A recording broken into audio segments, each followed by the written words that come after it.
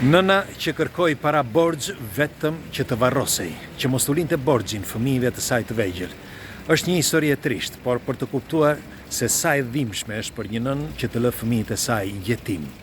Kjo pra është historia e Erikës. Si gjithmonë kush është këtu rastisht nëse nuk e keni bërë ende, lidhuni me këtë faqe që të shihemi sërish dhe faleminderit që jemi për bashkë. Erika kishte lindur në vitin 1994 në Utah, në Amerikë. Dhe Erika ishte një grua e fortë, por ajo kishte mbetur shtatzan me një njeri që nuk u kuptua se si ndodhi, por ky zotëri, pasi ishte futur në burg, pas 3 muajsh që doli nga burgu, u vra në një aksident. Dhe kështu që Erika kishte mbetur vetëm me fëmijët. Por nuk ishte vetëm kaq problemi, sepse Erika ishte rritur pa baba. Baba i saj që kur kishte qenë ajo 5 vjeçe kishte vdekur dhe u rrit vetëm me nënën, Silvia. Silvia u smur dhe me kalimin e kohës vdiq edhe ëma e saj. Dhe Erika ishte vetëm, pra një grua e vetëm në një shtëpizë të vogël, që aty ku kishte jetuar nëna dhe babai, dhe mundohej që të este përpara punonte 9 ditë për fëmijët e saj. Fëmijët filluan që të rriteshin dhe kishin nevojë vetëm për nënën, fëmijë të vegjël. Mirë po, në vitin 2022, Erika shkoi në spital. Ajo teksa po punonte në shtëpi, ara nga shkallët dhe mendoi që dhimbja që kishte pas shpinës, mendoi se ishte pra në shpatulla, mendoi se ishte një dhimbje që ja shkaktoi shkalla. Mirë po, aty zbuloi gjëmën, sepse në spital i dhan vetëm 6 muaj jetë, sepse i thanë që ajo ishte në një status të 4 të një kanceri që ishte zhvilluar brenda trupit të saj. Nuk ishte bërë kur një vizit, nuk kishte para për të bërë vizit.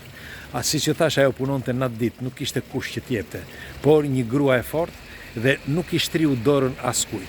Ajo dal nga dal merrte një vajzë, një studente që e ndihmonte ditën, pra që i mbante fëmijët, dhe kur kthesh pastaj më vonë, ajo i mbante vetë dhe kështu i rriti fëmijët. Dhe në vitin 2024,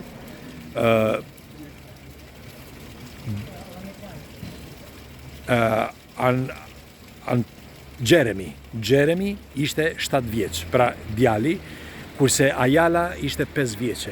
Kështu që në vitin 2022, Ayala sapo kishte lindur, me sa e kuptova. Edhe ishte 1 vjeçe në atë kohë. Bëra një llogaritje për të kuptuar që një vit, me fjalë, në vitin 2020,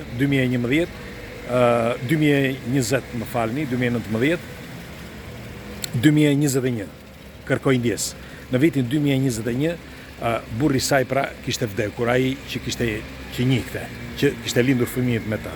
Tani, pse po ju tregoj historinë e saj? Sepse pikërisht në atë muaj, pra në vitin 2020, kur Erika zbuloi që kishte kancerin, gjën e parë që mendoi ku do linte fëmijët, ku do t'ja linte, sepse s'kishte askënd, nuk kishte prindër, nuk kishte prindrit e ish burrit të saj nuk ekzistonin më, dhe prindrit e saj nuk i kishte, pra kujt mund t'ja linte fëmijët. Dhe e dini se çfarë bëri Erika?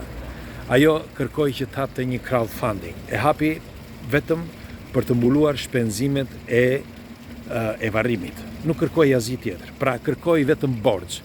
Po borxh, pse kërkoi borxh? Sepse ajo tha publikisht, dua vetëm t'ju falenderoj një nga një, nëse ju do mundeni që të m'jepni diçka që vetëm për varrimin, fjalë të mbuloni vetëm varrimin. Kjo ishte vetëm kërkesa e saj, që mos t'ja linte barrën fëmijëve.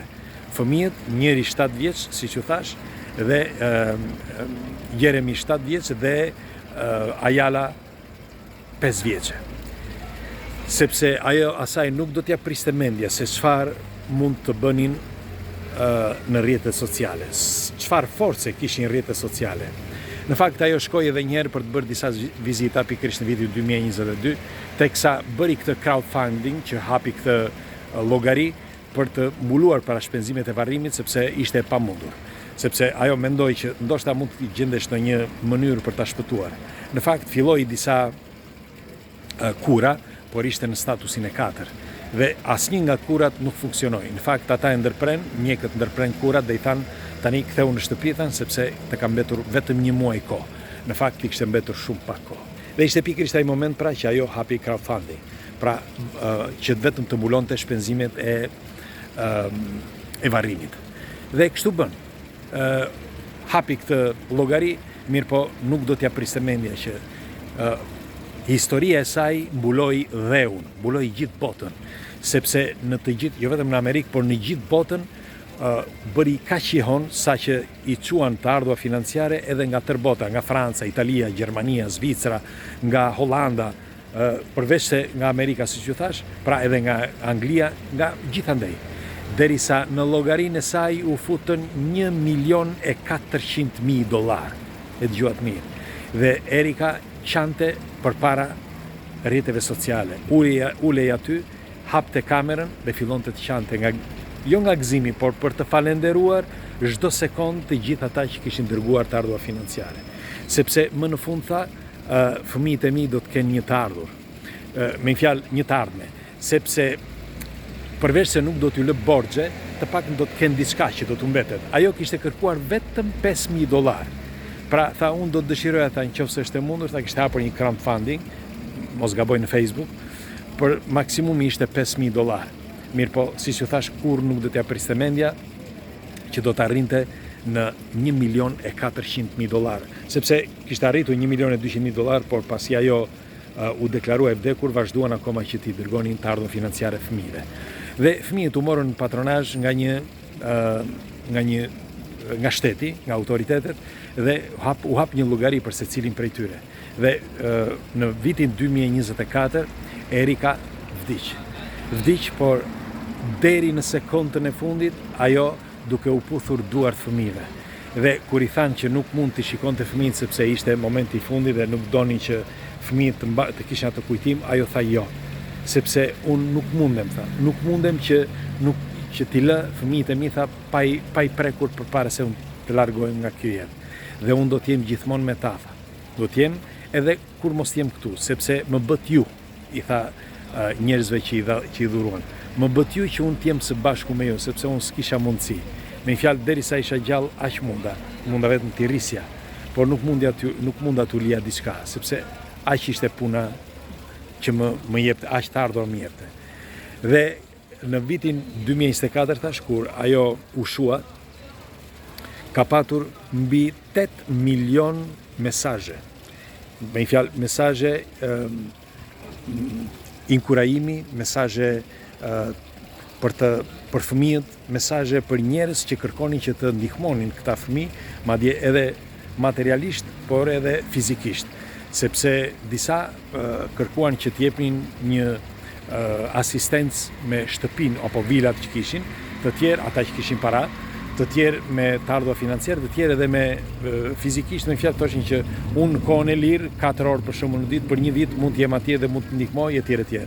Megjithatë, situata me kalimin e kohës u përmirësua dhe me fëmijët, di që sot Jeremi, të dy janë në shkollë, por Jeremi vazhdon të shkojnë në shkollë, por bën një gjë, së bashku me motrën, dorë për dorë, shkojnë pothuajse një herë në javë tek varri i nënës.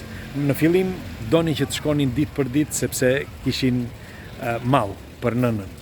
Nuk mundeshin, por më vonë pastaj filluan që të shkonin një herë në javë. Dhe i ndihmuan edhe autoritetet, njëkohësisht edhe njerëzit që shkonin aty, merrnin firmosnin për t'i ndihmuar dhe për t'i çuar tek varri i nënës, por edhe për të ndejtur së bashku me fëmijët e tyre. E kështu, Erika 30 vjeçare vdiq në vitin 2024, por përveç se me një breng, vdiq duke menduar vetëm fëmijët. Pra, kjo është jeta e një nëne të rrallë në këtë rast, që mendoj vetëm për fëmijët deri në sekondën e fundit. Ju çfarë mendimi keni për këtë histori? Pres komentet tuaja. Ju përqafoj.